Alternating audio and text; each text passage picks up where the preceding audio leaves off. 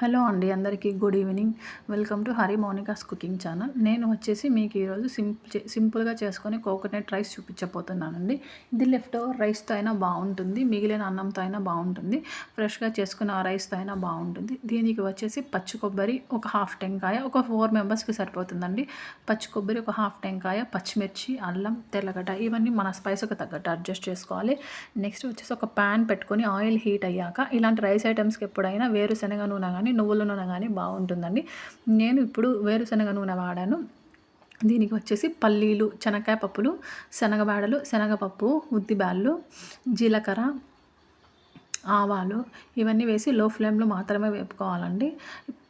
పల్లీలు కలర్ వచ్చిన తర్వాత ఆవాలు, జీలకర్ర వేసి అవి కూడా వేగిన తర్వాత ఎండుమిర్చి, పచ్చిమిర్చి అవి కూడా వేగిన తర్వాత కరివేపాకు వేయాలండి. ఇంగువ కూడా వేయాలి, చాలా బాగుంటుంది. ఇంగువ వేస్తే ఫ్లేవర్స్ ఇలాంటి పులిహోర, లెమన్ రైస్ వీటికంతా ఇంగువ పడితే టేస్ట్ చాలా బాగుంటుందండి. నెక్స్ట్ వచ్చేసి మనం మిక్సీలో పేస్ట్ చేసుకోవాలండి. పచ్చి కొబ్బరి, పచ్చిమిర్చి, అల్లం, తెల్లగడ్డ అవన్నీ మిక్సీకి వేసేసుకొని మెత్తగా పేస్ట్ చేసుకోవాలండి.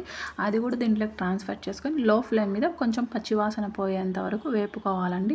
అలా చేసిన తర్వాత మనం ముందు కుక్ చేసుకున్న రైస్లో వేసుకునేసి లెమన్ ఒక 1.5 లెమన్ పట్టిందండి నాకు. సాల్ట్ ఇవన్నీ వేసి అడ్జస్ట్ చేసుకోవాలండి. ఇవన్నీ వేసి మిక్స్ చేసుకొని ఇంకా సర్వ్ చేసుకోవడం అండి. దీనికి వంకాయ ఫ్రై బాగుంటుందండి. అంతే.